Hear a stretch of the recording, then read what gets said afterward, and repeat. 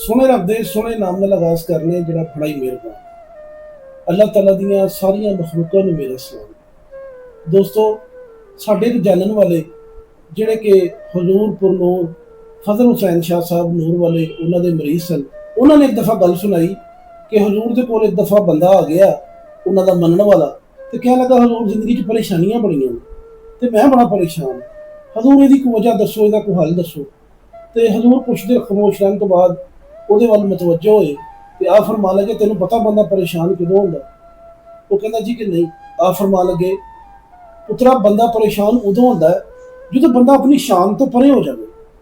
ਦੋਸਤੋ, ਯਕੀਨ ਕਰਨਾ ਇਨਸਾਨ ਦੀ ਸ਼ਾਨ ਇਹ ਹੈ ਕਿ ਅੱਲਾਹ ਤਾਲਾ ਦਾ ਜਿਹੜਾ ਖੌਫ ਹੈ ਨਾ, ਇਹੀ ਇਨਸਾਨ ਦੀ ਸਭ ਤੋਂ ਬੜੀ ਸ਼ਾਨ ਹੈ। ਅੱਲਾਹ ਤਾਲਾ ਦਾ ਖੌਫ ਅਗਰ ਦਿਲ ਵਿੱਚ ਹੋਵੇ ਤੇ ਯਕੀਨ ਕਰਨਾ ਬੰਦੇ ਦੀ ਸ਼ਾਨ ਹੀ ਵੱਖਰੀ ਹੁੰਦੀ ਹੈ, ਬੰਦੇ ਦਾ ਕਿਰਦਾਰ ਹੀ ਵੱਖਰਾ ਹੁੰਦਾ, ਬੰਦੇ ਦੀ ਗੱਲਬਾਤ ਹੀ ਵੱਖਰੀ ਹੁੰਦੀ ਹੈ। परेशानियां आवे जान ना तो उन्होंने परेशानियां लगदियां नहीं, अल्लाह के पर्दे रख लेंदा। परेशान ना होया करो, अपने रब नाल रजू रखो, अपने रब ते तवक्कल रखो, अपने रब ते यकीन रखो।